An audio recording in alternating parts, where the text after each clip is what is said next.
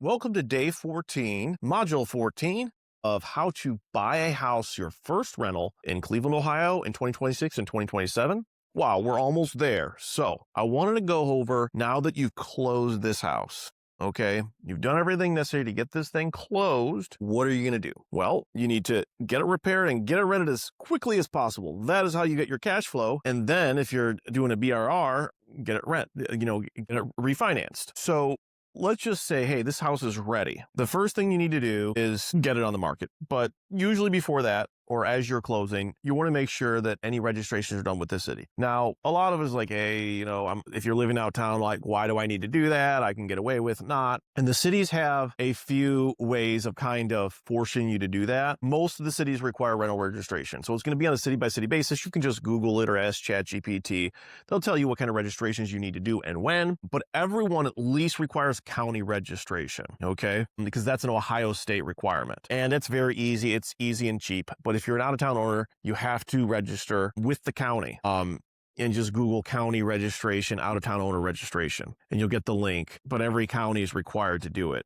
And they offer a form. Some of them do it online. Some you have to fill out a form, but it's free. There's no cost to the county registration. So that's pretty much universal. Cleveland requires you register, and you have to have a registered agent, and the fines for not registering can escalate up to $1,000 a day. Don't mess with them, right? And a lot of these other cities have similar fines. So it's not something that you want to just walk away. There's real teeth and real consequences and fines. And they have other ways of kind of stopping you from doing business. So some of the cities require the tenant register. And if they don't, then they can't enroll their kids in school. If they don't, they can't put the utilities in their name. If they don't, you can't evict if you need to later. So some of them you probably can play a game and not. If you're working with a manager, any legitimate manager that actually has a business that's sustainable and repeatable is going to require that you do that. So again, registration, get that done right away. Figure out what's going on. You should probably kind of understand that before you ever even close, what the registration requirements are. When are they? You have to do it, what kind of registrations and all of that. Now, obviously, day one of close, you also want to, if it's ready, get it listed immediately. When we list things for rent, we use something called Kubicasa. It's an easy app. Again, write that down and download that onto your phone, or have whoever's working with you download it. It's free. It's 5 minutes to do. And you just download this app. The first time ever, you can make a perfect floor plan, 5 minutes. And those floor plans can be used, so it's one of the first things you should do is get that floor plan. And if the property does need work, the floor plan can be used to help and measurements for estimates, and things like that too. So, but if it's ready, still get that floor plan because you can use that for marketing and upgrade that floor plan. Usually it's a free upgrade the first time you use Kubicasa to make sure it includes countertops and built-ins and fixtures like toilets and stuff like that, because later it's going to be really nice for people to see that versus just room sizes. And you're like, where can I put my stuff in the bathroom, say? So if you've already used Kubicasa, that's like $15 for that small upgrade, but otherwise it's a free floor plan. And the first time you should get that upgrade for free, if I remember. So use Kubicasa, get your floor plan, use that in marketing, immediately get pictures. You usually need approval if you're getting pictures off the MLS of, a nice retail house. You need some approval. Normally they're okay with that. A lot of times it's the agent that has the rights to those pictures. So, or even the owner, you could even write in the contract, have rights to the pictures, it doesn't necessarily give you the rights, but at least probably know it'll complain. So put the pictures up as soon as possible, like day one, even if it's not 100% ready, and list it for rent. So you're at least getting people interested. You don't want to ever delay getting that rent. Every day you're doing it, it's like whatever the rent is times those days that it's off the market, right? It's essentially costing you. So if it's $1,000 rent, it's about $30 a day. $2,000 is $60 a day, or, so it's costing you. If you wait 3 days and it's a $2,000 rent, that's almost $200, right? For just that time. So get it listed for rent almost immediately, unless it's going to be an extended repair time, right? After close. And there's a number of ways to list. This is not necessarily a leasing class, but as a property manager, obviously if you're using a property manager, get them started right away, right? So you probably should sign an agreement before close, and that way we can get in within a day or two, get those pictures, get it up, and get it marketed. Okay. And get the floor plan. You can just list on Zillow, and that goes an awful long way. Some people try Facebook Marketplace. What we've noticed is it's not as good in many ways, and it's just not worth it usually, except for special scenarios. Same with Craigslist. Zillow syndicates out to others, so you can list directly with Zillow. If you're doing it yourself, you're handling those leads. And there's a bunch of other softwares that will syndicate. Some of them even help set up showings and schedules and things like that, for which you can research. So you want to get it rented right away. You want to have a resource for screening. So what I would say is screening is one of those things that is misunderstood. So first of all, some people think as long as I have good screening, I can buy anywhere. Okay. And we've talked about this in earlier modules. However, you're only going to be able to screen from the cohorts or groups of people applying for your property. They're actually attracted by the property itself, right? So you're not going to be able to screen a group of people and find them like your ideal tenant if the property is not even attracting an ideal tenant. And certain properties, no matter what price you offer them or ask, will never attract that. So you'd like to think most of that's under condition, and condition helps. Having it nice helps. However, what I would also say is a lot of it is area, and you're just gonna have to live with that area. So if you don't have anybody applying for a property or showing up and wanting it that has above a certain credit score, and to be honest, in Cleveland, majority is C level, okay, or less, okay? The portion of the E side is D and even F. And C, I generally define as C. You can define it a few different ways. It tends to be kind of working class, mid to lower working class neighborhoods. Blue collar, you would say. Generally safe when you walk out there, but not like the B and the A areas. C, still, even then, average credit score is under 600, just so you understand. So like a lot of people, most of them have jobs.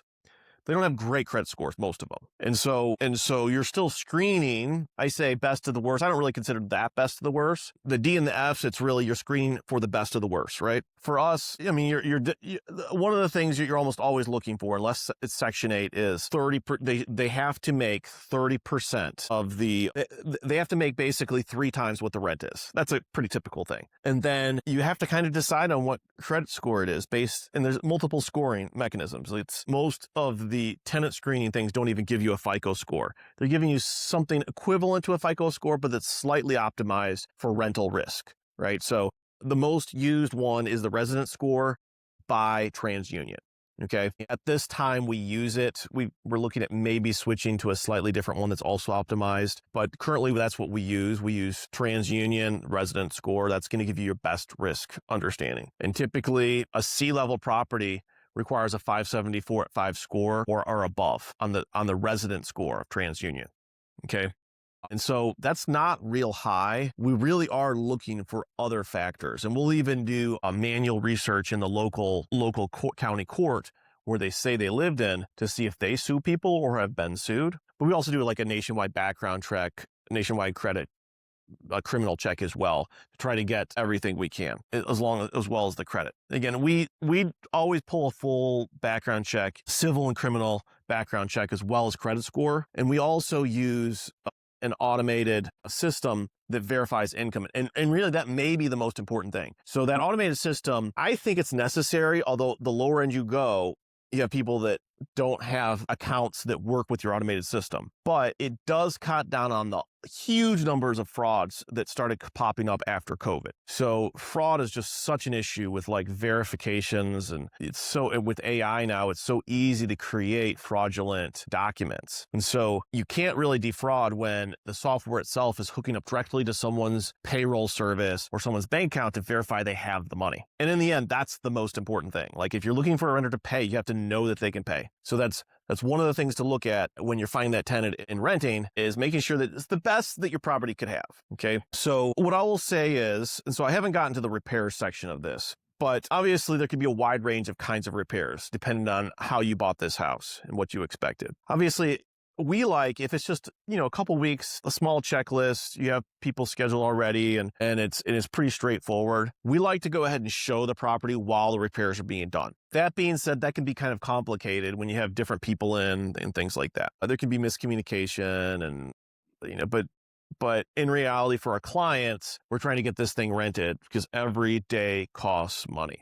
And your biggest expenses and the biggest things that can go wrong are when the house is vacant. Bigger repairs though, like if you're doing really big projects, we don't personally as a company manage huge projects. We might do inspections to help the owner out if they have their own contractor, but in general, we're not that's above the capacity for most property management companies to handle huge projects unless they have a division that does big, complicated projects. So we're normally not handling those huge projects, but if you are doing a huge project, it's probably better to hold off because even in the best of terms, these can easily be delayed. There can be things outside of even the contractor's own what they can do in terms of shortages of materials, special ordering materials, city required permits and things like that. So you don't want to like find yourself with a signed agreement for a move-in and then the tenant suddenly suing you because they can't actually move in because there's no occupancy permit yet, right? So for larger projects, don't commit to that tenant. Don't be marketing. And also,